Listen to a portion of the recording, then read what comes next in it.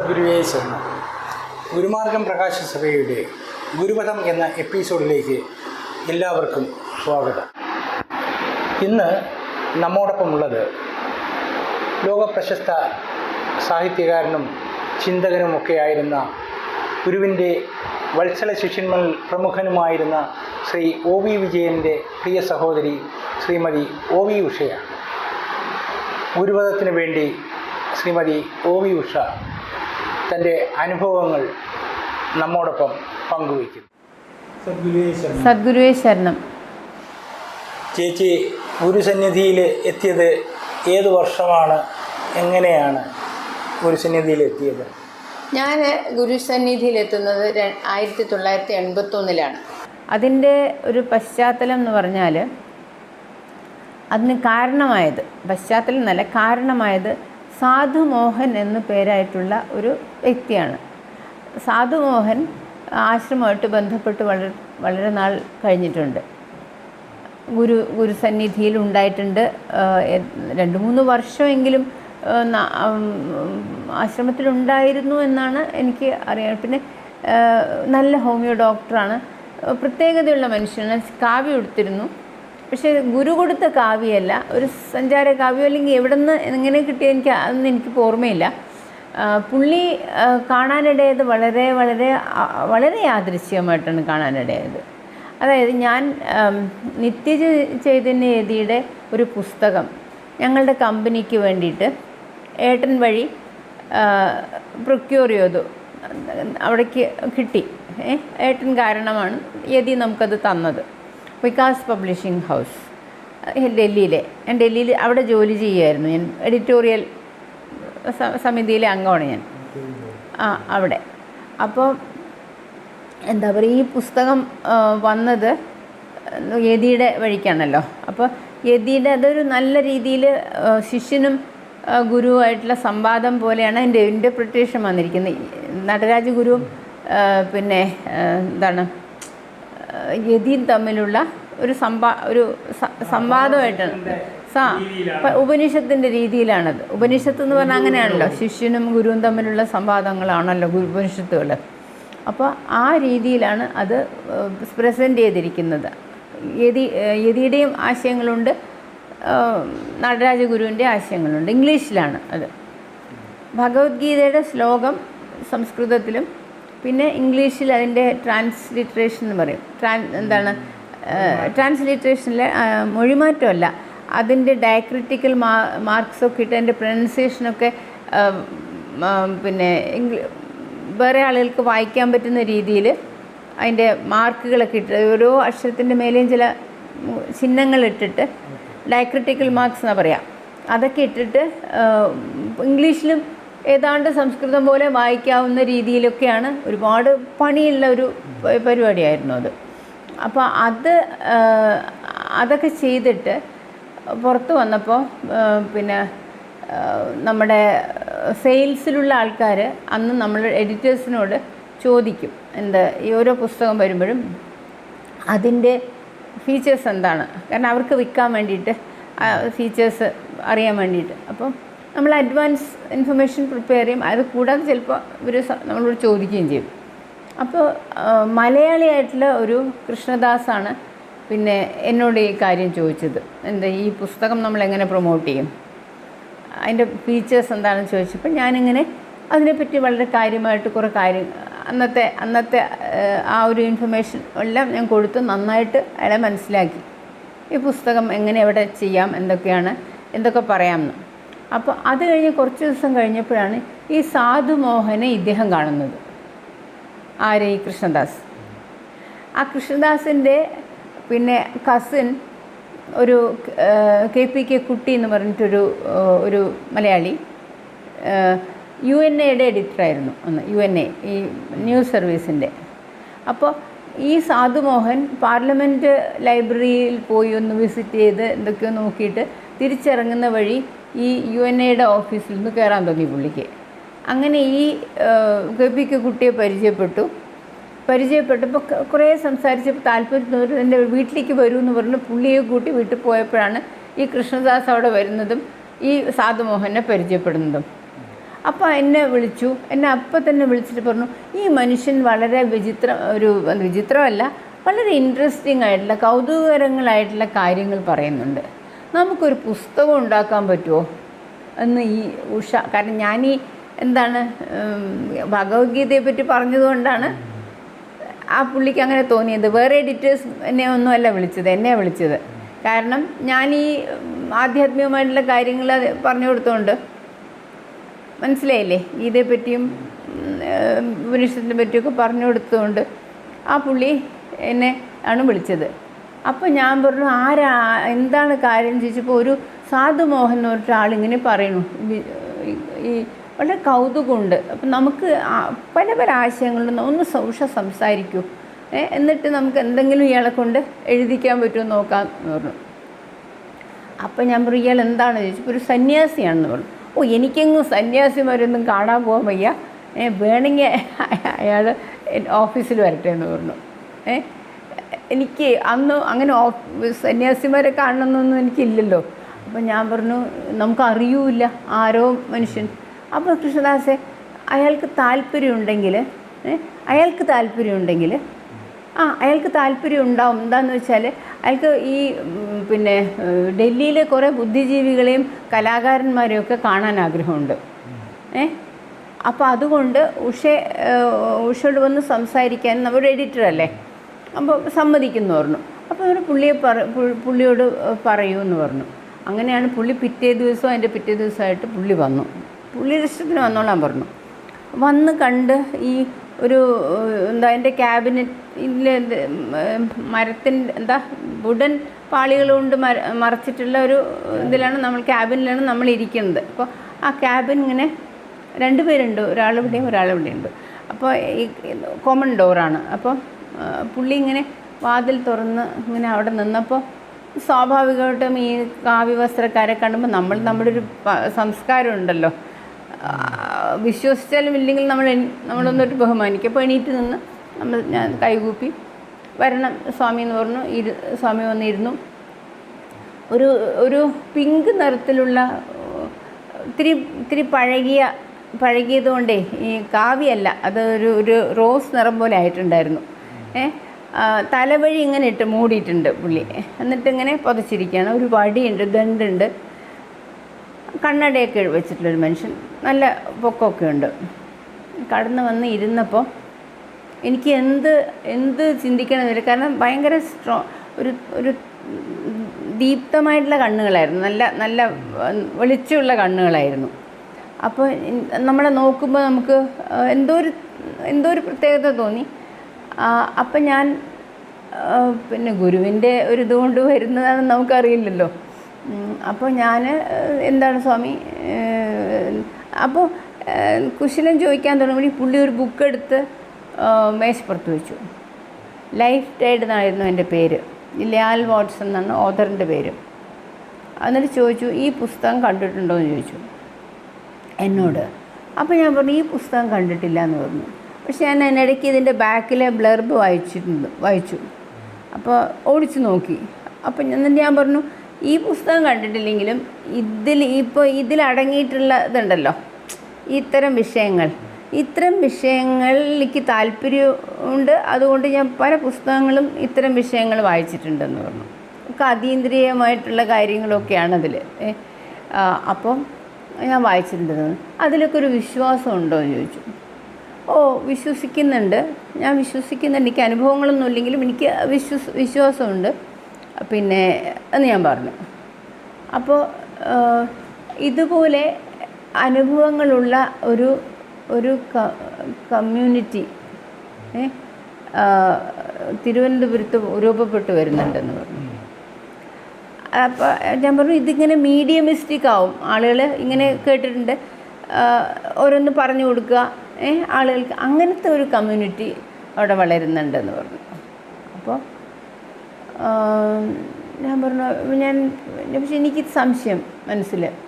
കാരണം ഏട്ടൻ്റെ front VK Madhavankutty മാതൃഭൂമിയുടെ അവിടുത്തെ ബ്യൂറോ ചീഫാണ്. മാധവൻകുട്ടി കേരളത്തിൽ നടക്കുന്ന കാര്യങ്ങൾ മിക്കതും അറിയാറുണ്ട്. ഫ്ലൈയിങ് സ്വാമിയെക്കുറിച്ച് വിഷ്ണുദേവാനന്ദനോ എന്തോ ഒരു ഫ്ലൈയിങ് സ്വാമി, നമ്മുടെ യോഗ നെയ്യാറ്റിൻകരയിലെ ആ സ്വാമിയെക്കുറിച്ചൊക്കെ അടുത്ത കാലത്ത് പറഞ്ഞിട്ടുണ്ടായിരുന്നു. പിന്നെ ഇതുപോലെ എല്ലാ കാര്യങ്ങളും പുള്ളി അറിയാറുണ്ട്, നമ്മുടെ നാട്ടിലെ സംഭവ വികാസങ്ങൾ. ഇത് മാധവൻകുട്ടിയുടെ ശ്രദ്ധയിൽ ഇത് പെട്ടിട്ടില്ല. മാധവൻകുട്ടിയുടെ ശ്രദ്ധയിൽ ഇത് പെട്ടിട്ടില്ലെങ്കിൽ ഇത് എന്തായിരിക്കും? ഇത് നമുക്ക് ആരും പറഞ്ഞു കേട്ടിട്ടുമില്ല. അപ്പോൾ ഗുരുവിന് ആരാണ് എന്താണെന്നൊക്കെ ചോദിച്ച് പറഞ്ഞു, കരുണാകരൻ എന്നുള്ളൊരാളാണ്, പേരൊന്നും മാറ്റിയിട്ടില്ല. ചുരുക്കത്തിൽ പറയുകയാണെങ്കിൽ ഇത് കുറച്ച് നേരെ സംസാരിച്ചിട്ടാണ് ഈ ഇൻഫർമേഷൻ കിട്ടുന്നത്. പക്ഷേ സ്വതന്ത്രമായിട്ട് ഞാൻ ചോദിച്ചു, ഏതെങ്കിലും സമ്പ്രദായത്തിൽപ്പെട്ടതാണോ, ശങ്കരൻ്റെയോ പിന്നെ അതുപോലെ ആരുടെയെങ്കിലും സമ്പ്രദായം, ദശനാമി സമ്പ്രദായം ഉണ്ടല്ലോ, അതിൽപ്പെട്ടതാണോ ചോദിച്ചപ്പോൾ ഒരു സമ്പ്രദായത്തിലും പെട്ടതല്ല, സ്വതന്ത്രമാണെന്ന് പറഞ്ഞു.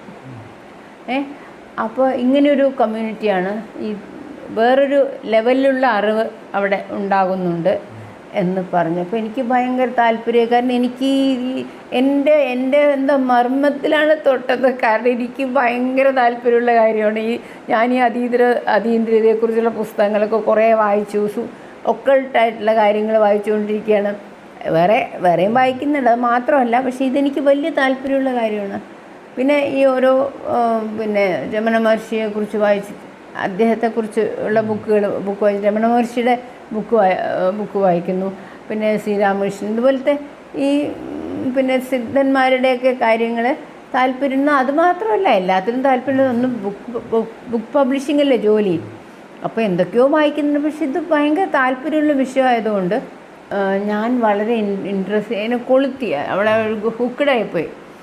അപ്പം പിന്നെ ഞാൻ പക്ഷെ എന്താണ് ഇതൊരു what to make of it എനിക്കത് മനസ്സിലായില്ല. പക്ഷെ എനിക്ക് എൻ്റെ മനസ്സിൽ അപ്പോൾ തോന്നുകയാണ്, അവിടെ പോയാൽ ഇതുപോലെ ഈ മനുഷ്യനെ കൊണ്ട് ബുക്ക് എഴുതിക്കുകയല്ല, അവിടെ ഒരു ബുക്കിനുള്ള സ്കോപ്പ് ഉണ്ടോ എന്നാണ് ഞാൻ ചിന്തിച്ചത്. നമ്മൾക്ക് വേണ്ടി, നമ്മളുടെ ജീവന് വേണ്ടി എന്നുള്ള ആ ഒരു ആശയം നമുക്ക് വരുന്നില്ല. പക്ഷേ നമ്മുടെ തൊഴിലിൻ്റേതായിട്ട് എനിക്ക് ആ കാലത്ത് ഇങ്ങനെ ഇത്തരം കാര്യങ്ങൾ അടങ്ങുന്ന ബുക്കുകൾ പബ്ലിഷ് ചെയ്യണം നമ്മുടെ കമ്പനിക്ക് വേണ്ടി എന്നുള്ള ഒരു ആശയം വന്നിരുന്നു. അപ്പോൾ ഇത് നല്ലൊരു ലക്ഷണമാണല്ലോ. ഇവിടെ ഒന്ന് പോയി കഴിഞ്ഞ് ഒന്ന് കാണേണ്ടതാണെന്ന് മാത്രമല്ല, പെട്ടെന്ന് കാണണം എന്നുള്ളൊരു ഇത് വന്നു. അതായത് എവിടെയോ എന്തോ കൊളുത്തി വലിക്കുന്ന പോലെ നമുക്ക് നമ്മൾ ആ സമയത്ത് ഞാൻ ജയകൃഷ്ണമൂർത്തിയുടെ പ്രസ്ഥാനത്തിലേക്ക് പഠിപ്പിക്കാൻ പോകാൻ വേണ്ടിയിട്ട് അവർക്ക് ഇൻ്റർവ്യൂ ഒക്കെ കൊടുത്ത് അവിടേക്ക് പോകണമെന്ന് വിചാരിച്ചിരിക്കുകയായിരുന്നു, ജയകൃഷ്ണമൂർത്തിയുടെ അതിലേക്ക്. അപ്പോഴാണ് ഈ സ്വാമി പ്രത്യക്ഷപ്പെടുന്നതും ഈ കാര്യങ്ങളൊക്കെ പറയുന്നതും. ഞാൻ പിന്നെ എന്താ പറയുക, എൻ്റെ കാര്യങ്ങളൊക്കെ ചോദിച്ചപ്പോൾ ഞാൻ അവിടുത്തെ ജോലിയുടെ കാര്യങ്ങളൊക്കെ പറഞ്ഞു. പിന്നെ ഏട്ടൻ്റെ അനിയത്തിയാണെന്ന് അറിഞ്ഞപ്പോൾ ഏട്ടനെ കാണാൻ തന്നെ ഇരുന്നതാണ്. പിന്നെ ഏട്ടൻ്റെ കാർട്ടൂണുകൾ കണ്ടിട്ടുണ്ട്, ഏട്ടനെ കുറേയൊക്കെ വായിച്ചിട്ടുണ്ട്, സ്വാമിക്ക് പരിചയമുണ്ട്. അപ്പം ഞാൻ പറയാം, ഏട്ടനെ കാണണമെങ്കിൽ ഞാൻ ഇപ്പോൾ വിളിച്ച് ചോദിക്കാമെന്ന്. ഞാൻ അന്ന് ലാൻഡ് ഫോണാണ്, അവിടുത്തെ ഫോണിൽ നിന്ന് ഞാൻ ഏട്ടനെ വിളിച്ച്, ഒരു സ്വാമി വന്നിട്ടുണ്ട്, ഏട്ടൻ കാണാൻ താല്പര്യപ്പെടുമോ, നമുക്ക് വീട്ടിലേക്ക് വിളിച്ച് ഏട്ടൻ കാണാൻ താല്പര്യപ്പെടുമോ ചോദിച്ചപ്പോൾ അതിനെന്താന്ന് പറഞ്ഞു. അതിൻ്റെ പിറ്റേ ദിവസമോ ഏതോ സമയം ഫിക്സ് ചെയ്തിട്ട് ഇമീഡിയറ്റായിട്ട് 1-2 ദിവസത്തിനുള്ളിൽ സ്വാമി അങ്ങോട്ട് വന്ന് പിന്നെ നമ്മൾ ഒരു മാസം സ്വാമി നമ്മളുടെ അടുത്ത് തന്നെ ഏറെക്കുറെ എല്ലാ ദിവസവും ഉണ്ട്. ഈ ഗുരുവിൻ്റെ കാര്യങ്ങൾ പറഞ്ഞ് പിന്നെ ഞാൻ ഭയങ്കര താല്പര്യമായി, എല്ലാവർക്കും താല്പര്യമായി. അങ്ങനെയാണ് നമ്മൾ അവിടെ യാത്ര. അന്ന് സ്വാമി അവിടെ കൂടെ ഉണ്ടായില്ല, പക്ഷെ നമുക്ക് വരാൻ സൗകര്യം ഏട്ടന് വരാൻ സൗകര്യം ഉണ്ടായിരുന്നത്, ഏടത്തിക്ക് വരാൻ സൗകര്യം ഉണ്ടായിരുന്നതൊക്കെ ആ സമയത്തായിരുന്നു. അപ്പം അങ്ങനെ നമ്മൾ വന്ന് അപ്പം എന്താണെന്ന് വെച്ചാൽ ഗുരുവിൻ്റെ ജീവചരിത്രം ഏറെക്കുറെ അതിൻ്റെ ഒരു രൂപരേഖ, പിന്നെ അവിടെ ഉണ്ടായിട്ടുള്ള മേജറായിട്ടുള്ള കാര്യങ്ങളൊക്കെ തന്നെ ഈ സ്വാമി അതായത് നമ്മുടെ മഹേശന് കിട്ടിയ അറിയിപ്പ്, അതായത് പൂർത്തീകരണം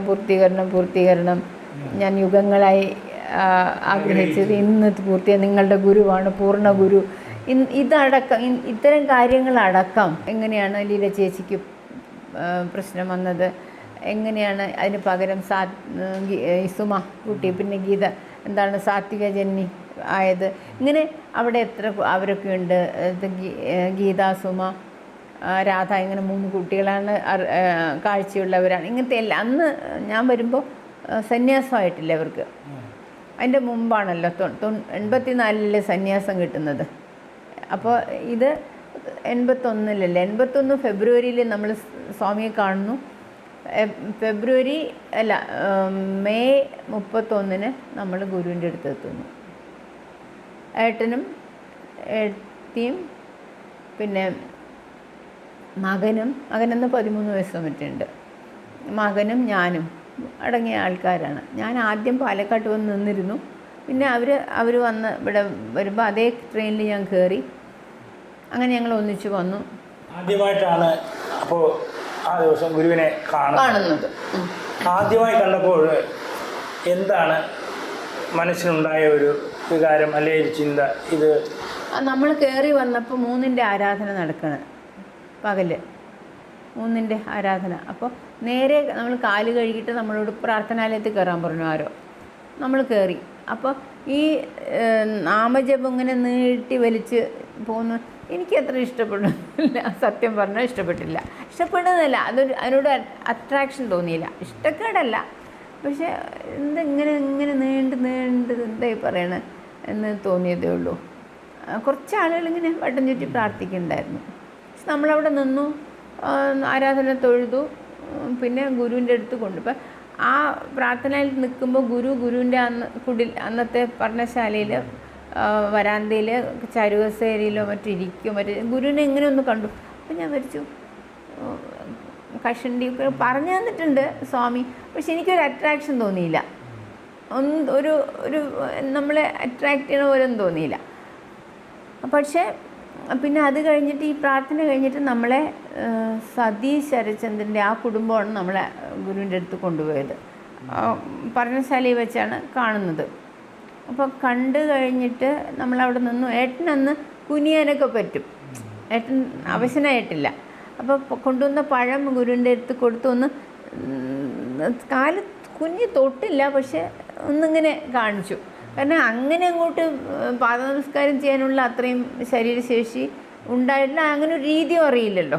ഒരു പക്ഷേ അന്ന് അങ്ങനെയൊക്കെ പരിചയം ഉണ്ടായിരുന്നെങ്കിൽ ചിലപ്പോൾ ചെയ്തേനെ. പക്ഷെ അങ്ങനെ ആരെയും അങ്ങനെ പിന്നെ കുനിഞ്ഞു തൊടുന്ന ഒരു രീതി ഉണ്ടായിരുന്നില്ല. നമ്മൾക്ക് ആർക്കുമില്ല ഇങ്ങനെ പാദനമസ്കാരം ചെയ്യുന്ന രീതി. ഞാൻ കോളേജിലൊക്കെ പഠിക്കുന്ന കാലത്ത് 80കളുടെ തുടക്കത്തിൽ OV വിജയൻ എന്ന് പറയുന്നൊരു എഴുത്തുകാരനെ കടുത്ത ഇടതുപക്ഷക്കാരനായിട്ടും അതുപോലെ തന്നെ തീവ്രമായ രാഷ്ട്രീയ ചിന്തകളും ഒക്കെ ഉൾക്കൊണ്ടിരുന്ന ഒരു OV വിജയൻ, ഒരു കാർട്ടൂണിസ്റ്റ്, എഴുത്തുകാരൻ എന്നൊക്കെ നിലകളിൽ കണ്ടിരുന്ന OV വിജയൻ എങ്ങനെയാണ് ഗുരുസന്നിധിയിൽ ഗുരുവിൻ്റെ വിശ്വാസത്തിലെത്തുന്നത്? ശരിക്കും ആ സാധുമോഹൻ്റെ എന്താ പറയുക നരേഷൻസ് ഉണ്ടല്ലോ, അദ്ദേഹം വിവരിച്ചതും അദ്ദേഹം പറഞ്ഞതും അത്രയും കൺവിൻസിങ് ആയിരുന്നു. അത്രയും നമുക്ക് എന്താ പറയുക ഗുരുവിൻ്റെ അടുത്ത് നമ്മൾ ശരിക്കും ഗുരുവിനെ പരിചയപ്പെടുകയാണ്. അപ്പോൾ ഏട്ടൻ എന്ന് പറയുമ്പോൾ കുട്ടികളുടെ മനസ്സാണ് ഏട്ടൻ. ആ ഒരു രീതിയാണ് എന്ന് വെച്ചാൽ എന്തിനോടും വളരെ ഒറിജിനലായിട്ട് പ്രതികരിക്കും. അതായത് അടഞ്ഞ മനസ്സല്ല, ഞാൻ ഈ പാർട്ടിയിലാണ്, ഇനിയൊന്നും എൻ്റെ ഇതിൽ കടക്കില്ല, CPM-ലാണെന്നുള്ള ആ ഒരു ഇതിലല്ലല്ലോ. മനസ്സ് സ്വതന്ത്രമാണ്. അപ്പോൾ ഇത് വളരെ നന്നായിട്ടാണ് ഇദ്ദേഹം അവതരിപ്പിച്ചത്. അദ്ദേഹം പിന്നെ അദ്ദേഹം ഓരോ സമയത്തും നമുക്കോരോ നഷ്ടങ്ങളാണ്. അതായത് പുള്ളിയുടെ സ്വഭാവത്തിൻ്റെയും ആളുകളുടെ ചുറ്റുപാടുള്ളവരുടെ സ്വഭാവത്തിൻ്റെയും ഒക്കെ ചേരാതെ വന്നതുകൊണ്ട് പോയില്ലായിരുന്നെങ്കിൽ നല്ല വളരെ നന്നായിട്ട് അവതരിപ്പിച്ചു. അപ്പോൾ ഏട്ടനെപ്പോലെ ഒരാൾക്ക് പിന്നെ ഏട്ടൻ ഭാവനാധനനും കൂടിയാണല്ലോ. പ്രതിഭയും ഭാവനയും ബുദ്ധിയും എല്ലാം ഉണ്ടല്ലോ. അപ്പോൾ ബുദ്ധിയുടെ ഭാഗത്താണ് ബുദ്ധിയും വികാരവുമാണ് മറ്റേ ഇടതുപക്ഷം എന്ന് പറഞ്ഞാൽ കമ്മ്യൂണിസത്തിലുള്ള ആകർഷണം. കാരണം എല്ലാവർക്കും നന്മ വരും, എല്ലാവർക്കും 4 നേരം ഭക്ഷണം കിട്ടും, അങ്ങനെയൊക്കെയുള്ള ഒരു സാമൂഹ്യ നീതിയുടെ ഒരു വശം കമ്മ്യൂണിസ്റ്റിനുണ്ട്. പക്ഷെ അത് പ്രാക്ടിക്കലായിട്ട് വരുമ്പോൾ അത് സംഭവിച്ചില്ല എന്നുള്ളതേ ഉള്ളൂ. അല്ലാതെ ശരിക്കും പറഞ്ഞാൽ ആ ആശയം ഉണ്ടല്ലോ. അപ്പോൾ ഏട്ടനും ആ ആശയത്തോട് ചേർന്ന് നിൽക്കുന്നുണ്ട്. കാരണം ബുദ്ധിപരമായും വികാരപരമായും സാമൂഹ്യനീതി ഉണ്ടാവണം എന്നുള്ള ആഗ്രഹം അതാണ്. വേറെ ഒരു സമൂഹത്തെ സ്വപ്നം കാണാൻ ഇഷ്ടപ്പെടുന്ന മനുഷ്യനായിരുന്നു. അപ്പോൾ എന്താണ്, അതുകൊണ്ടാണ് കമ്മ്യൂണിസം. പക്ഷെ എന്ന് വെച്ചാൽ അടഞ്ഞ മനസ്സല്ല, അതുകൊണ്ട് ഭാവനയുണ്ട്. അപ്പോൾ സ്വാഭാവികമായിട്ടും എന്താണ്, ഈ ഇദ്ദേഹം നല്ലപോലെ പറഞ്ഞ് മനസ്സിലാക്കിയപ്പോൾ ഗുരുവിനെ കാണണമെന്നുള്ള ആഗ്രഹം എനിക്കായിരുന്നു വളരെ കൂടുതൽ ആഗ്രഹം. ഏട്ടനും നമുക്ക് പോകാം എന്നുള്ള ഇതിൽ മാത്രമല്ല, പുള്ളി വിളിക്കും, ഒന്ന് കണ്ടുവരൂ, വിളിക്കൂ, ഒന്ന് കാണൂ എന്നുള്ള രീതിയിൽ പുള്ളിയുടെ ഒരു സ്നേഹനിർബന്ധവും കുറച്ച് വന്നു. ആരുടെ അങ്ങനെ നിർബന്ധമല്ല, എന്നാലും പുള്ളി പൊതുവെ കൺവിൻസിങ് ആയിരുന്നു. ആര് സത്യം ഭയങ്കര നിമിത്തം. ഗുരു നമ്മളെ വിളിക്കാൻ വിട്ടിരിക്കുകയല്ലേ, പിന്നെ നമുക്ക് സ്വാഭാവികമായിട്ട് അട്രാക്ഷൻ തോന്നൂലേ. ഇത് ഗുരു വിളിച്ചതാണ്, അല്ല നമ്മൾ പോയതല്ല. നമ്മളാരും തന്നെ നമ്മൾ അന്വേഷികളൊന്നും അല്ലല്ലോ. നമ്മൾ ആത്മാന്വേഷികൾ ഗുരുവിനെ അന്വേഷിക്കുന്നവരല്ലല്ലോ. എവിടെ അന്വേഷിച്ച് പോയിരിക്കണേ മിക്കവരും. നിങ്ങളുടെ കാര്യം എനിക്കറിയില്ല, ഞാനൊന്നും ഒരിക്കലും ഒരു ആശ്രമത്തിൽ പോകണമെന്ന് വിചാരിച്ചിട്ടില്ല. ഇങ്ങനത്തെ ഒരു വിഷയമേ എൻ്റെ ഇതില്ല. പക്ഷേ എനിക്ക് താല്പര്യമുണ്ട് ഇങ്ങനത്തെ കാര്യങ്ങൾ വായിക്കാൻ എന്നല്ലാതെ എനിക്കിതും അന്വേഷിച്ചിട്ട് എവിടെയെങ്കിലും പോയിട്ട് ഈ കണ്ടുപിടിക്കണമെന്നോ ഹിമാലയത്തിൽ പോകണം, ഹിമാലയത്തിൻ്റെ അടുത്തായിരുന്നു, ഹിമാലയത്തിൽ പോകണമെന്നോ ഒന്നും എനിക്കില്ല. എനിക്ക് യാതൊരു ഇതുമില്ല.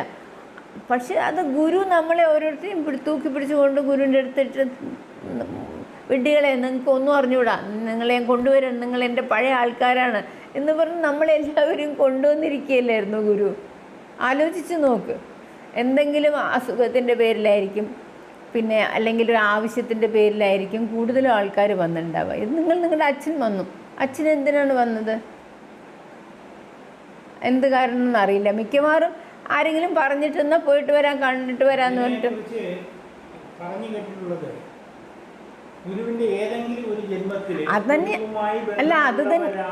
അത് തന്നെയാണ് ഞാനീ പറഞ്ഞത്. അതായത് ഗുരു നമ്മളെ തിരിച്ചറിയുന്നില്ലെങ്കിലും ഗുരു അതുകൊണ്ട് നമ്മളെയൊക്കെ ഗുരുവിലേക്ക് ആകർഷിച്ച് കൊണ്ടുവന്നു എന്നാണ് ഞാൻ പറയുന്നത്. അത് നമ്മൾ ആത്മാന്വേഷികളായിട്ട് വന്നതല്ല എന്നാണ് ഞാൻ പറയുന്നത്. നമ്മളാ ബന്ധത്തിൻ്റെ പേരിൽ നമ്മളെ ഗുരു എത്തിച്ചതാണ്. അല്ലാതെ ഇപ്പോൾ എൻ്റെ വഴിക്ക് ഞാൻ ഒരു സ്ഥലത്തും പോയി പക്ഷേ ഞാൻ പലരെയും കണ്ടിട്ടുണ്ട് സന്ദർഭവശാൽ. എൻ്റെ ഒരു തൊട്ട് അയൽപ്പക്കത്തുണ്ടായിരുന്ന ഒരു കുട്ടിയോട് എനിക്ക് വലിയ അടുപ്പമായിരുന്നു, ഒരു ബംഗാളി കുട്ടിയോട്, അനുപമ എന്നെ ആനന്ദമയിമ എന്നുള്ളൊരു ഒരു വലിയ ആളാണ്, വലിയ സുഹൃതിയായിട്ടുള്ള ആളാണ്. ഏത് അവസ്ഥയിലാണെന്ന് എനിക്കറിയില്ല, പക്ഷെ വലിയ ആൾ തന്നെയാണ്. അവരുടെ അടുത്ത് കൊണ്ടുപോയി. അന്ന് ഞാൻ പോയ ദിവസം ഞങ്ങൾ എത്രയോ മണിക്കൂറുകൾ കാത്തുനിന്നു, വളരെ നേരം കാത്തുനിന്നു. കാരണം ഇന്ദിരാഗാന്ധി അവരുടെ കൂടെ ഉണ്ടായിരുന്നു, അവരോട് സംസാരിച്ചുകൊണ്ടിരിക്കുകയായിരുന്നു മണിക്കൂർ കണക്കിന്. എന്നിട്ട് അപ്പോൾ ഇന്ദിരാഗാന്ധി അന്നത്തെ പ്രധാനമന്ത്രി പോയി കാണുന്ന ഒരു സ്ത്രീയാണ്. അത് വലിയ ആദരവോടെ കണ്ടിരുന്ന സ്ത്രീയാണ്. അപ്പോൾ അവർ ഈ യോഗിയുടെ ആത്മകഥയിൽ അവരെക്കുറിച്ചൊരു ചാപ്റ്ററുണ്ട്. അപ്പോൾ ഞാൻ കണ്ട് എനിക്ക് വളരെ ഇഷ്ടപ്പെട്ടു. അപ്പോൾ പായിലാകുമെന്ന് കാല് പിടിക്കുമെന്ന് പറഞ്ഞു എൻ്റെ കൂട്ടുകാരി. അപ്പോൾ ഞാൻ ഇങ്ങനെ കാണിച്ചു, ഇത്തിരി മേലെ ഇരിക്കുകയാണ്. അപ്പോൾ അവിടെ ഒന്ന് കാലിലും തൊട്ടില്ല, കാലിൽ തൊടാൻ പറ്റൂല. അപ്പോൾ അവരെന്നെ വളരെ കാരുണ്യത്തോടെ നോക്കിയ നോട്ടം എനിക്കിപ്പോഴും ഓർമ്മയുണ്ട്. വളരെ കാരുണ്യത്തോടുകൂടി നോക്കിയിട്ട് ആ ആ കുടുംബമായിട്ട് അടുപ്പമുണ്ട്. എന്താണ്, ബംഗാളിയാണോ എന്ന് ബംഗാളിയിൽ ചോദിച്ചു. എന്നെ കണ്ടാൽ ഒരു ബംഗാളിയെ പോലെ, നമ്മളെയൊക്കെ കണ്ടാൽ പലരും കണ്ടാലും ബംഗാളികളെ പോലെയൊക്കെ തോന്നുമല്ലോ. സാമ്യമുണ്ട്. അപ്പോൾ അങ്ങനെ കണ്ടിട്ടുണ്ട്. പിന്നെ ഒരു കൃഷ്ണാനന്ദജിയെ കണ്ടിട്ടുണ്ട്. അത് മണിശങ്കർ അയ്യരുടെ അമ്മയുടെ ഒരു പുസ്തകം ചെയ്തു നമ്മൾ. അപ്പോൾ ആ അമ്മ എന്നെ അവിടെ കൂട്ടിക്കൊണ്ടുപോയിരിക്കുക, ആശ്രമത്തിലല്ല, അദ്ദേഹം വന്നപ്പോൾ. ഏട്ടൻ്റെ ഒരു ഫ്രണ്ട്, ഒരു മൗനി ബാബ ഉണ്ടായിരുന്നു ചെറുവത്തൂരിൽ നിന്ന്. പിന്നെ അദ്ദേഹം വീട്ടിൽ വന്നിട്ടുണ്ട്, വേറെ എവിടെയൊക്കെ കൂട്ടിക്കൊണ്ടുപോയിട്ടുണ്ട്. നമ്മൾ ഗുൽസാരിൽ നന്ദ കാല് തൊടുന്ന് കണ്ടിട്ടുണ്ട് അയാളുടെ. അങ്ങനെ പിന്നെ ആ ഇദ്ദേഹത്തിൻ്റെ അവിടെ വെച്ചിട്ട് ആരെയൊക്കെയോ കണ്ടിക്കോ ഓർമ്മ നിൽക്കുന്നത് മറ്റേ സ്വാമി രാമയെ കണ്ടതാണ് ഓർമ്മ നിൽക്കുന്നത്. ഞാൻ അങ്ങനെ കാര്യമായിട്ട് പരിചയപ്പെട്ടൊന്നുമില്ല, എന്നാലും ഞാൻ പറയാം. പക്ഷെ ആരുടെ അടുത്തും പോകണമെന്ന് തോന്നിയിട്ടില്ല. ജയകൃഷ്ണമൂർത്തിയാണ് എനിക്ക് വലിയ കാര്യമായിരുന്നതും ഞാൻ ലെക്ചർ കേൾക്കാൻ പോയതും ഒക്കെ. പക്ഷേ അവിടെ പോയി പഠിപ്പിക്കണം എന്ന് തോന്നിയിട്ടുണ്ട്. പക്ഷെ ഇതുപോലെയുള്ളൊരു ആത്മീയ വഴി എന്ന് പറയാൻ പറ്റില്ല. അത് ഒരു അന്വേഷണ വഴിയാണെങ്കിലും പക്ഷെ ഒരു ജെനുവിൻനെസ് ഉണ്ട്, ഒരു ആത്മാർത്ഥതയും ജെനുവിൻനെസ്സും ഉണ്ട്. അപ്പോൾ നമ്മൾ ചെയ്യുന്ന പണിയിലേക്കാൾ നല്ലതാണെന്ന് അവിടെ ഇങ്ങനൊരു പ്രസ്ഥാനത്തിൽ പോകണമെന്നൊക്കെ തോന്നി അങ്ങനെ ഇരിക്കുന്ന സമയത്ത് ഗുരുവിനെ കാണുന്നത്. എനിക്ക് ആത്മാന്വേഷണമൊന്നും ഉണ്ടായിരുന്നില്ല, അങ്ങനെ താല്പര്യങ്ങളുണ്ടായിരുന്നു. നമ്മളെ വാസനയുണ്ടല്ലോ, ഒരു വാസന വരുമല്ലോ നമുക്ക് നമ്മുടെ ജന്മാന്തരത്തിൽ, അതെന്തോ ഉണ്ടെന്നല്ലാതെ. അപ്പോൾ ഗുരുവാണ് നമ്മളെ എല്ലാവരെയും ചേർത്ത് പിടിച്ചിരിക്കുന്നത് എന്ന് ഒരു സംശയവും വേണ്ട കേട്ടോ. അപ്പോൾ ഗുരുസന്നിധിയിൽ എത്തിപ്പെട്ടു എന്നുള്ളത് യാദൃശ്യമല്ല, എന്നാൽ അത് അപ്പോഴൊന്നും ചിന്തിക്കുന്നില്ല. ഞാൻ പിന്നീടാണ് മനസ്സിലാക്കുന്നത്, അപ്പോൾ ഒന്നും മനസ്സിലാക്കുന്നത്. അപ്പോൾ ഗുരുവിനെ കണ്ടതോടെ ഒരു സ്നേഹബന്ധത്തിൽ പെട്ടുപോയില്ലേ നമ്മൾ. പിന്നെ നമ്മളുടെ ആ പഴയത് പുതുക്കിയെടുക്കുകയാണെന്ന് നമ്മൾ അറിയുന്നില്ലെങ്കിലും അതങ്ങോട്ട് വരില്ലേ നമുക്ക്. അപ്പോൾ പിന്നെ ഗുരുവിനെ അന്ന് തൊട്ട് ഗുരുവിനെ ഓർക്കാത്ത ഒരു ദിവസം എൻ്റെ ജീവിതത്തിലുണ്ടായല്ലോ. ഒരു ഓർമ്മയെങ്കിലും ഇല്ലാത്ത ഒരു ദിവസം ഉണ്ടായിട്ടില്ല എന്നാണ് എൻ്റെ ധാരണ. അതിരിക്കട്ടെ, ഒ.വി. വിജയൻ എന്ന് പറയുന്ന പ്രതിഭാതനായ എഴുത്തുകാരൻ ഗുരുസന്നിധിയിൽ വന്ന് ഗുരുവുമായി വളരെ അടുത്ത് ബന്ധപ്പെട്ട് പ്രവർത്തിച്ചു കഴിഞ്ഞ ശേഷം ബന്ധപ്പെട്ട് പ്രവർത്തിച്ചെന്ന് അത്ര അങ്ങനെ പറയാൻ പറ്റില്ല. അങ്ങനെ പറ്റില്ല. ഓരോ സന്ദർശനങ്ങളുണ്ടാവും, അത്രേ ഉള്ളൂ. അധികം സംസാരിക്കില്ല. ഇങ്ങനെ ഗുരു ഇരിക്കും, ഏട്ടനിരിക്കും, ഏട്ടനൊന്നും ചോദിക്കില്ല. ആദ്യത്തെ വരവിന് മാത്രം എന്താണ് നമ്മുടെ ഏട്ടൻ ഒരുപാട് ഒരു സാധാരണമല്ലാത്ത ഭാഷ ഉപയോഗിച്ചൊരു പുസ്തകമുണ്ട്, ധർമ്മപുരാണം. അപ്പോൾ ആ ധർമ്മപുരാണം മലയാള നാട്ടിൽ അടിച്ചു വരുന്ന സമയത്ത് ഏട്ടനെ ഒരുപാട് പേര് ഭീഷണിപ്പെടുത്തിയിട്ടുണ്ട്. ഇങ്ങോട്ട് വാ, കേരളത്തിൽ ശരിയാക്കി തരാം, എല്ലാം കൂടി അഭിഷേകം ചെയ്യും അത് എന്നൊക്കെ പറഞ്ഞ് ഭയങ്കര ദേഷ്യപ്പെട്ട് ഒരുപാട് പ്രതികരണങ്ങളുണ്ടായിട്ടുണ്ട്. അപ്പോൾ ഈ പുസ്തകമായിട്ട് പ്രസിദ്ധീകരിക്കണോ വേണ്ടയോ എന്ന് ഏട്ടന് വലിയ ഒരു സംശയം വന്നിരുന്നു. കാരണം അത്രയും ഷോക്കിംഗ് ആയിട്ടുള്ള ഒരു ഭാഷയായിരുന്നു അത്. എന്തിനു പറയണു, ഇത് മാനുസ്ക്രിപ്റ്റായിട്ട് എന്നോട് വായിക്കാൻ പറഞ്ഞിട്ട് ഞാൻ വായിച്ചില്ല. കുറച്ച് വായിച്ചു, ഞാൻ വായിക്കില്ല പറഞ്ഞു. ഞാനിത് വായിക്കില്ല എന്ന് പറഞ്ഞു. ഞാൻ വായിക്കില്ല, എന്തിനത് എഴുതിയിരിക്കും, ഞാൻ വായിക്കില്ല എന്ന് പറഞ്ഞു. അപ്പം അങ്ങനെ ഇരിക്കുമ്പോൾ വീട്ടിൽ നിന്നുമില്ല പ്രതികരണം, നാട്ടിൽ നിന്നും ഇങ്ങനെ ഇതായിട്ട് ആരും പ്രതികരിക്കുന്നില്ല. പക്ഷെ അനുകൂലമായിട്ട് പ്രതികരിച്ചവരൊക്കെ ആരൊക്കെ ഉണ്ട്. പ്രതികരിച്ചവരല്ല, ഈ പിന്നെ മൂന്നാം ലോകത്തിൻ്റെ രാഷ്ട്രീയമാണ് പറയുന്നത്, സാമൂഹ്യ രാഷ്ട്രീയ സത്യങ്ങളാണ് പറയുന്നത്. അതുകൊണ്ട് അത് റെക്കഗ്നൈസ് ചെയ്യുന്ന ആളുകൾ തീർച്ചയായിട്ടും ഉണ്ടായിട്ടുണ്ട്. പക്ഷെ അതിന് ഈ ഒരു പേജ് കടക്കാൻ പോലും എനിക്കിഷ്ടപ്പെട്ടില്ല. അങ്ങനെ ഇരിക്കുമ്പോൾ ഏട്ടന് പുസ്തകം ആക്കണോ വേണ്ടയോ എന്നുള്ള വലിയ ആക്കണമെങ്കിൽ ആരാക്കുന്നൊക്കെ ഉള്ളൊരു ഇതുണ്ട്. അപ്പോൾ അത് ഗുരുവിനോട് ചോദിച്ചിട്ടുണ്ട്. ഗുരുവിനോട് ഒത്തിരി എന്താണ് പ്രൈവറ്റായിട്ടാണ് ചോദിച്ചത്. അത് പിന്നെയാണ് അറിഞ്ഞത്. ഞാൻ ഒന്ന് ചെറുതായിട്ട് മാറിയിട്ട് ചോദിച്ചത്. അപ്പോൾ ഗുരു പറഞ്ഞു, ഒരു 6 മാസം അതവിടെ ഇരിക്കട്ടെ, എന്നിട്ട് എടുത്ത് വായിച്ച് നോക്കുമ്പോൾ എന്ത് മാറ്റങ്ങൾ വരുത്താൻ പറ്റുമോ അതൊക്കെ മാറ്റം വരുത്തിയിട്ട് പുസ്തകമാക്കിക്കൊള്ളാൻ പറഞ്ഞു. അപ്പോൾ ഗുരുവിൻ്റെ ഒരു ഇത് അതിലേക്ക് വന്നല്ലോ. തീർച്ചയായിട്ടും ഗുരു ഏട്ടൻ പറഞ്ഞു, ഇത് വളരെ മോശമായിട്ടുള്ള ഭാഷയാണ് ഞാൻ ഉപയോഗിച്ചത് എന്ന് പറഞ്ഞു. കുറച്ച് വെച്ചിട്ട് അതൊന്ന് ഒരു റിവിഷൻ കൊടുക്കുമ്പോൾ എന്തൊക്കെ മാറ്റാൻ തോന്നുന്നോ അതൊക്കെ മാറ്റുമെന്ന് പറഞ്ഞു. അങ്ങനെ ഏട്ടൻ പിന്നെ കുറച്ച് ദിവസം അതിനെടുത്തില്ല. കുറേ കഴിഞ്ഞ് എടുത്ത് പതുക്കെ വായിച്ചപ്പോൾ ഒരുപാട് ഭാഗങ്ങൾ കളഞ്ഞു. പിന്നെ എന്താണ് ചില ഭാഗങ്ങൾ കൂട്ടിച്ചേർത്തു. മാത്രമല്ല അതിൽ ഏട്ടൻ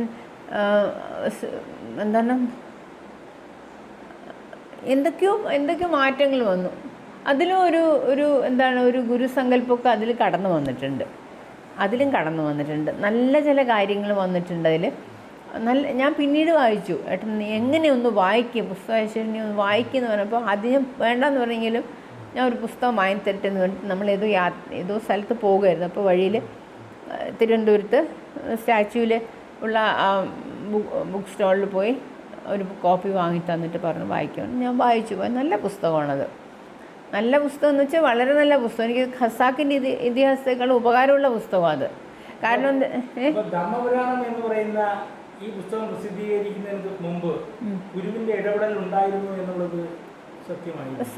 പക്ഷെ എഴുതിയത് ഇതുകൊണ്ടല്ല, എഴുതി കഴിഞ്ഞ് മാസികയിൽ വന്ന ശേഷമുള്ള പ്രതികരണമാണ്. പുസ്തകമാകുന്നതിന് മുമ്പ് മറ്റേത് പ്രസിദ്ധീകരിച്ചു കഴിഞ്ഞ പുസ്തകം മലയാള നാട് വഴി. അത് പിന്നെ എഴുതാൻ ഗുരു പ്രേരണയല്ല, പക്ഷെ എഴുതി കഴിഞ്ഞ ശേഷം അത് വലിയ പേടിച്ച് നിൽക്കുന്ന സമയത്ത് പറഞ്ഞത് ഇങ്ങനെ കുറച്ച് വെയിറ്റ് ചെയ്തിട്ട് ഒന്നുകൂടി വായിക്കുമ്പോൾ എന്തൊക്കെ മാറ്റം വരുത്താൻ തോന്നുന്നു അതൊക്കെ അപ്പം തന്നെ ഗുരു അവൻ ഏട്ടനിലേക്ക് ഇട്ടിട്ടുണ്ട്. എന്ത് മാറ്റണ്ട എന്നുള്ള ഓട്ടോമാറ്റിക്കലി അതിന് വന്നിട്ടുണ്ടാവും ഗുരുവിൻ്റെ ആ സങ്കല്പത്തിൽ. അപ്പോൾ പിന്നെ മാത്രമല്ല നല്ല നല്ല പാസേജസ് ഭയങ്കര നന്നായിട്ട് കുറേ കാര്യങ്ങളിൽ കൂട്ടി എഴുതാനും പറ്റിയ ഏട്ടന്. നല്ല പുസ്തകം അത്. കാരണം ഒരു ശരിക്കും നമ്മൾ വായിച്ചു കഴിഞ്ഞാൽ നമ്മളുടെ എന്താ പറയുക, നമ്മുടെ രാഷ്ട്രീയത്തിൻ്റെ മൂന്നാം ലോകത്തിലെ പൊതുവെ ലോകത്തിൻ്റെ തന്നെ ഈ എന്താ പറയുക ഒരു വിസർജനത്തിൻ്റെ പോലെ മാലിന്യം നിറഞ്ഞൊരു സാധനമാണെന്ന് നമുക്ക് മനസ്സിലാക്കാൻ പറ്റും നമ്മളുടെ പ്രക്രിയ. അതിൽ സംശയമൊന്നുമില്ല. അതിന് ശുദ്ധമായിട്ടുള്ള കാര്യങ്ങൾ പലതും ഉണ്ട്, നല്ല കാര്യങ്ങളുണ്ടായിട്ടുണ്ട്. പക്ഷേ കൂടുതലും പ്രത്യേകിച്ച് നമ്മുടെയൊക്കെ നാടുകളിൽ നമ്മൾ നോക്കുമ്പോൾ വളരെ മോശമായിട്ടുള്ള അവസ്ഥകളാണ്. ഒരുപാട് കാര്യങ്ങൾ ഗുരു ഏട്ടൻ പിന്നെ ഒരു ബ്രൂട്ടലായിട്ട് പറഞ്ഞിട്ടുണ്ട്. ക്രൂരമായിട്ട്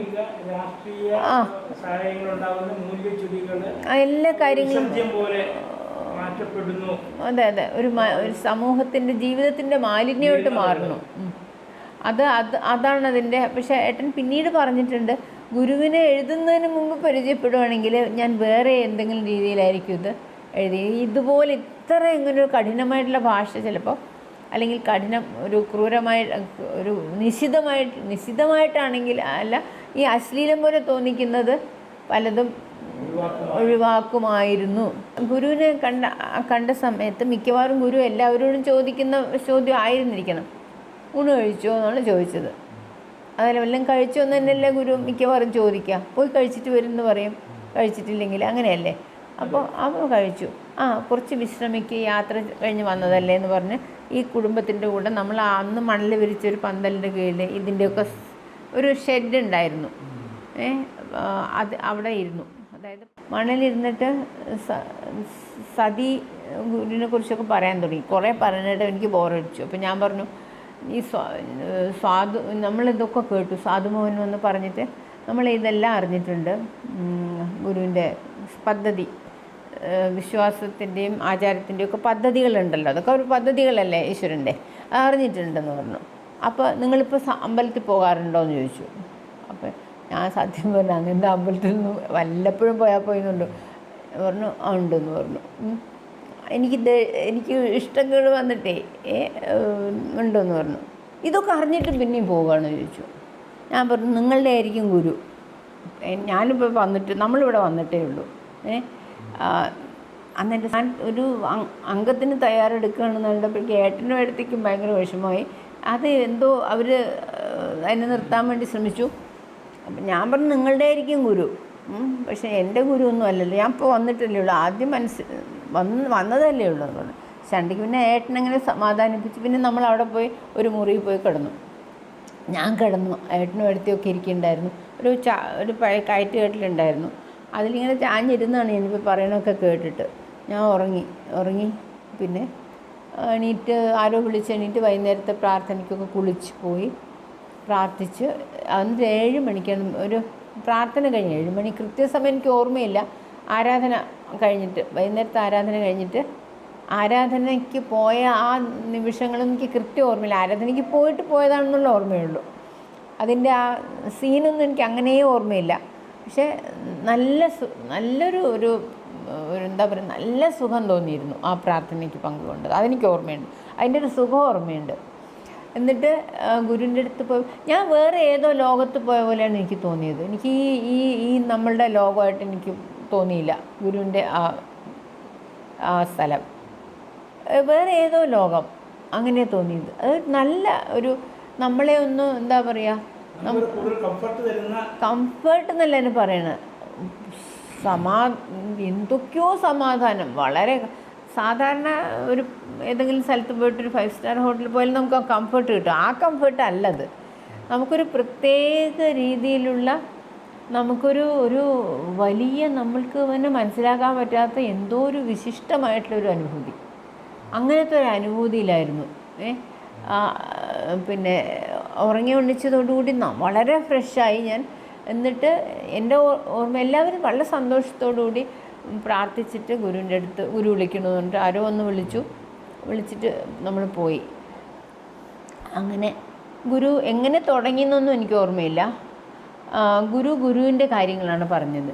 എനിക്ക് പിന്നെ അനുഭവങ്ങളൊക്കെ പറഞ്ഞു. അതായത് വീട്ടിൽ ഇങ്ങനെ വെളിച്ചം കണ്ടതും അങ്ങനെ ഗുരു എല്ലാവരോടും പൊതുവെ പറയാറില്ല. ആ കാര്യങ്ങൾ മുഴുവൻ നമ്മളോടായിട്ട് പറഞ്ഞിട്ട് പിന്നെ പോയത് അവിടെ സ്വാമിയെ കണ്ടതെല്ലാം ജീവചരിത്ര രേഖ ഒരു അരമണിക്കൂറൊക്കെ എടുത്തിട്ടുണ്ടാവും, 20 മിനിറ്റെങ്കിലും എടുത്തിട്ടുണ്ടാവും.